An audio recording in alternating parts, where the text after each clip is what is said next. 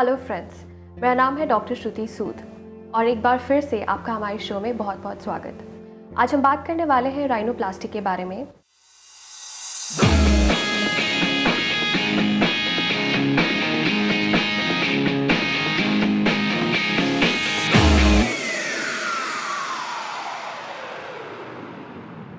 और इसके बारे में चर्चा करने के लिए हमारे साथ मौजूद है यहाँ पे डॉक्टर शैलेश पांडे। सर, आपका हमारे शो में बहुत बहुत स्वागत। Thank you for inviting me on this show. You're welcome, sir. Sir, अपने बारे में कुछ बताइए। I am a trained ENT surgeon and Right, I sir. have special interest in rhinoplasty. Okay, I sir. have trained in Germany for rhinoplasty with Dr. Gubish, okay sir. and this institute is at Stuttgart. It is regarded as one of the premier-most institutes in rhinoplasty. Sir, अगर हम बात करें rhinoplasty की, तो अगर दर्शकों को समझाना हो कि ये क्या है, तो आप क्या बताएंगे इस बारे में? अगर ये शब्द राइनोप्लास्टी को दो भाग में डिवाइड किया जाए, जी सर। मेडिकल लैंग्वेज में rhino means nose and plasty means उसका correction. Okay. So rhinoplasty becomes नाक का करेक्शन या नाक को शेप देना, या आज के डेट में उसे नोज जॉब भी बुलाया जाता है। ईएनटी डॉक्टर्स नाक की ब्रीदिंग एज वेल एज नाक का शेप दोनों करेक्ट करने की क्षमता रखते हैं। सर, तो बेसिकली राइनोप्लास्टी का प्रोसीजर क्या होता है? हमारा नाक कुछ बोन से बना होता है, जी। ओके, और उसकी और साथ में कार्टिलेज होती है। कार्टिलेज यानी कि ये जो सॉफ्ट पार्ट आप देखते हैं, यस। यही सॉफ्ट पार्ट हमारे सेप्टम में भी है। ओके। सेप्टम यानी कि वो दीवार कह सकते हैं जो बीच में होती है, जो हमारे नाक को दो हाफ में डिवाइड करती है, बांटती है। सर। सो इन सारे स्ट्रक्चर्स का, बोन्स का, सेप्टम का रीअलाइनमेंट जिसे कहते हैं, उसे हम राइनोप्लास्टी कहते हैं। और इसकी ज़रूरत लाइक कॉस्मेटिक एस्पेक्ट की वजह से पड़ती है, या फिर लाइक समटाइम्स पेशेंट्स को कुछ ऐसे प्रॉब्लम्स? यू कैन पेशेंट्स की जो संख्या है उसे आप दो भाग में डिवाइड कर सकते हैं। अगेन, एक जो होते हैं जिनको अपनी लुक से परेशानी होती है या उनको अपनी लुक सुधारनी होती है। जी। एक होता है जिनकी ब्रीदिंग भी खराब होती है और लुक भी खराब होता है। तो इस सिचुएशन में दोनों के लिए राइनोप्लास्टी एलिजिबल है। दोनों पेशेंट्स राइनोप्लास्टी के लिए एलिजिबल हैं। जब लोगों को नाक के रिलेटेड कोई डिजीज़ होता है, तो उसमें भी क्या इसकी ज़रूरत पड़ती है? जी, conditions like Sjogren syndrome, leprosy, जी। ट्रॉमा, इन सब चीज़ों में राइनोप्लास्टी की ज़रूरत पड़ सकती है। तो जॉर्गन सिंड्रोम के बारे में कुछ बताएं। Jargon syndrome is basically a connective tissue disorder, जिसमें आपके बोन्स का डेवलपमेंट सही तरह से नहीं होता है और नाक काफ़ी फ्लैट होती है। जी। ऐसे कंडीशन में हम प्रेफर करते हैं कि पेशेंट का 10th रिब लिया जाए। जी। और फिर हम उसे इम्प्लांट करते हैं। ओके। तो जब भी कोई पेशेंट राइनोप्लास्टी के लिए प्रिपेयर होता है, तो जी प्री ऑपरेटिव ऑपरेशन से पहले कुछ ऐसे प्रोसीजर्स फॉलो किए जाते हैं? जी बिल्कुल। सबसे पहले तो पेशेंट के फ़ोटोग्राफ्स लिए जाते हैं। ओके। पेशेंट का प्रोफाइल फ़ोटो लिया जाता जी। है, यानी कि front facing, left, right, up and a smile photo. Okay. These are the basic photographs जो हम लेते हैं। दूसरा, पेशेंट की ऑपरेशन से अपेक्षा क्या है और हम कितना उस अपेक्षा को डिलीवर कर सकते हैं या पूरा कर सकते हैं, ये जानना बहुत ज़रूरी है। जी। तो वन ऑफ द क्वेश्चंस जो हम पूछते हैं पेशेंट से कि आप किस तरह की नाक चाहते हैं, जी। एंड रियलिस्टिक एक्सपेक्टेशन पेशेंट को समझा पाना बहुत ज़रूरी है। जी। क्योंकि आप क्या डिलीवर कर सकते हैं और पेशेंट क्या चाहता है, वो कहीं ना कहीं मैच होना ज़रूरी है। सर, राइनोप्लास्टी के ज़रिए नाक की शेप में किस तरह के चेंजेस लाए जा सकते हैं? चेंजेस लाइक नाक की शेप, नाक की लेंथ को बढ़ाना, ओके। नाक की साइज़ छोटा करना, ओके। सैडल नोज यानी कि बैठा हुआ जो नाक है जी। उसे ऊपर लाना, ये जी। सब पॉसिबल है। नाक का जो फ्लेयरिंग है, जो आपका एला कहते हैं, उसके ओके। फ्लेयरिंग को हम छोटा ये कर भाग। सकते हैं। जी, जी। उसको हम छोटा या बड़ा दोनों कर सकते हैं। ओके। टिप यानी कि टिप, ये जो भाग है आपका, जी। अगर ये बल्बस है यानी कि बहुत सूजा हुआ है या बहुत छोटा है, जी। तो उसे आकार दिया जा सकता है। जी। क्या इसमें कोई एज का क्राइटेरिया होता है कि मिनिमम एज इतनी होनी जी, चाहिए ऑपरेशन दैट्स से अ पहले? Very good question. Basically females में 2 से 3 साल मेंस्ट्रुअल पीरियड के होने के बाद हम कभी भी राइनोप्लास्टी कर सकते हैं। इसके पीछे कोई कारण सर? एज पर इंटरनेशनल गाइडलाइंस 2 से 3 साल जब हो जाते हैं मेंस्ट्रुअल पीरियड को तो एक लड़की एडल्ट मानी जाती है जी। इवन दो उसकी उम्र 15 साल ही हो, बट उसकी राइनोप्लास्टी सर्जरी आप कर सकते हैं। Similarly with boys, if there is a change of voice and it is been there since 2 years जी। And the boy is still 16, then आप राइनोप्लास्टी सर्जरी कर सकते हैं।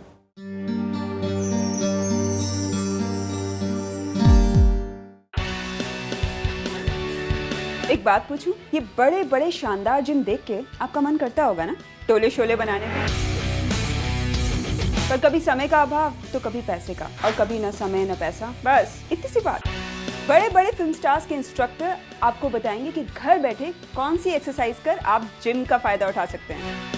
बस आप देखते रहिए वेलनेस चैनल। वेलनेस, आपका अपना family doctor.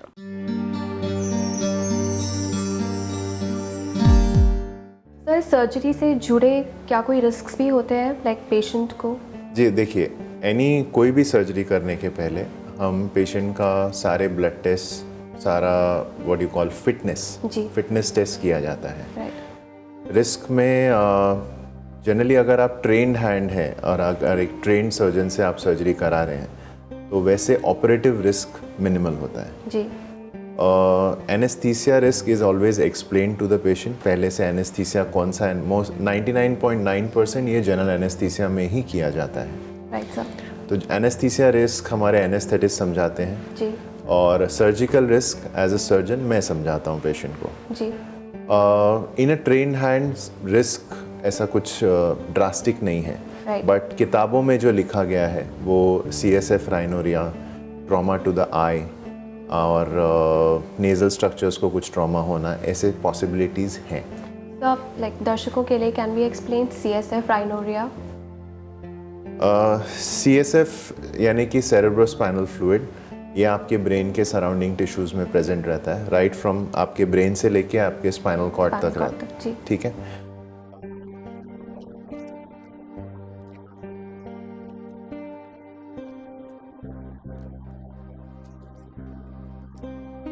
And it is also skull base, यानी स्कल के नीचे के भाग का सबसे नाजुक भाग होता है। जी।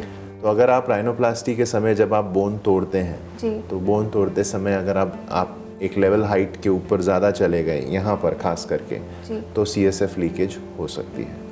तो कहने का तात्पर्य ये है कि जो बोन का सबसे ऊपर वाला, नाक की बोन का जो सबसे ऊपर वाला हिस्सा है जी। वो स्कल की बोन से जुड़ा हुआ है।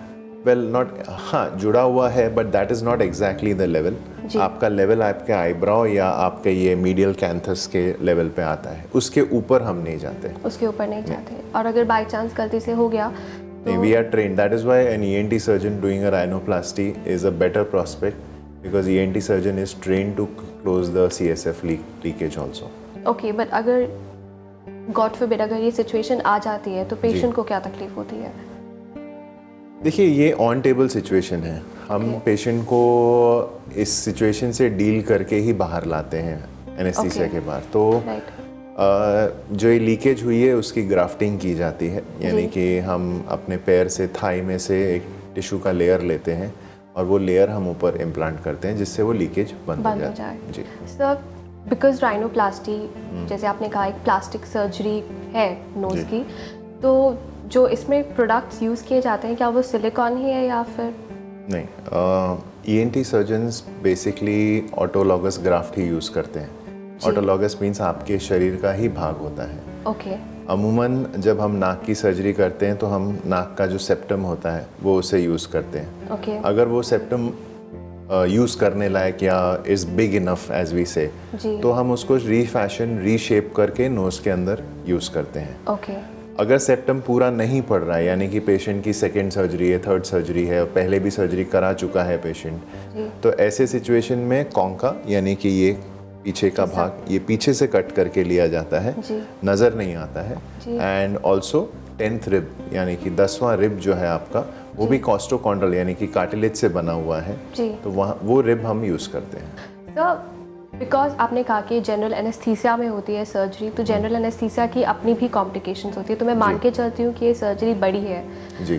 तो प्रोसीजर के बाद पेशेंट को किस तरह की कॉम्प्लिकेशंस हो सकती हैं? सी ऑन टेबल कॉम्प्लिकेशन में थोड़ा ब्लीडिंग का डर रहता है, जी बट अगेन उसको काउंटर करने के लिए हम सारे ब्लड टेस्ट पहले से करते हैं, वो जाने बिना हम पेशेंट को टेबल पे नहीं लेते। राइट। पोस्ट ऑप में, इमीडिएट पोस्ट ऑप में फेस पे स्वेलिंग आना, आंखों के नीचे स्वेलिंग आना, पूरा फेस सूज जाना, नाक से ब्लीडिंग होना, ये सब is a common you can say component of the surgery, जी but it is not permanent. नाक की पट्टी निकलने के बाद प्लास्टर जो है नाक पे 2 हफ्ते के लिए दिया जाता है, 2 हफ्ते के बाद प्लास्टर निकाला जाता है। अगर सेप्टम सर्जरी भी साथ में की गई है तो नाक के अंदर पट्टी रहती है, ड्रेसिंग रहती है, जो 2 दिन बाद निकाली जाती है। स्वेलिंग एंड ब्लीडिंग के अलावा ज़्यादा कोई कॉम्प्लिकेशन ऐसे देखे नहीं जाते। सर मेरे मन में बस एक क्वेश्चन है, जनरल एनेस्थीसिया के नाम से यूजुअली लोग घबरा जाते हैं। जी बिल्कुल।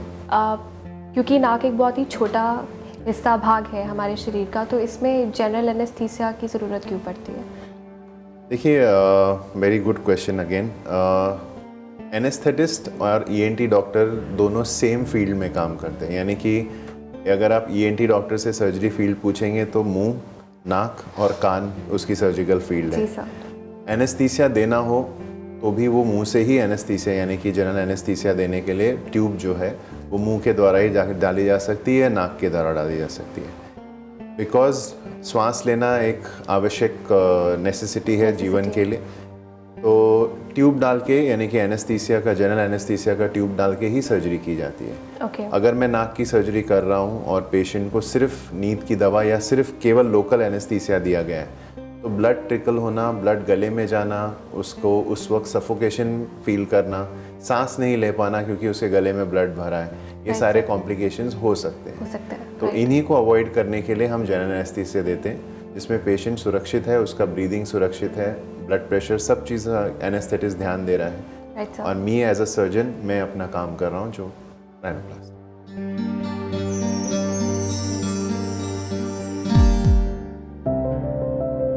जानते हैं हम तरह तरह की बीमारियों से क्यों घिरे रहते हैं? क्योंकि हमारा लाइफस्टाइल बदल गया है, हम प्रकृति से दूर हो चले हैं। जो प्रकृति सिर्फ 9 महीने में एक इंसान पैदा कर देती है, उसने इंसान के जीवन भर स्वस्थ रहने का भी प्रबंध किया है।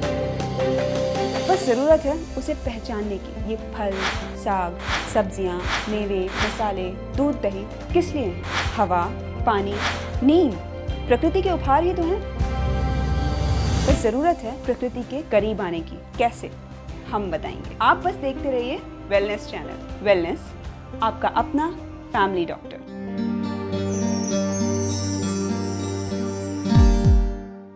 सर वैसे तो लाइक राइनोप्लास्टी प्रोसीजर में बहुत टेक्निक्स यूज़ होती हैं, बट अगर आप हमारे शो में हमें 2 सिंपल टेक्निक्स के बारे में बता सकें। राइनोप्लास्टी बेसिकली करने के 2 तरीके हैं। जी सर। एक one is called the close rhinoplasty जी sir. And the other is the open rhinoplasty. Right sir. World over now, open rhinoplasty, open approach rhinoplasty is the one which is chosen. Right sir. इसमें the incision is happens over here. नाक जी के जो thinnest part होता है, जी sir. यहाँ पर एक कॉलमिला पे incision लिया जाता है। It's an inverted V-shape incision जो आगे स्टिचिंग के बाद में नज़र नहीं आता है। अगर आप इसे, ये incision को आप 2 से 3 हफ्ते बाद देखें तो नज़र नहीं आएगा।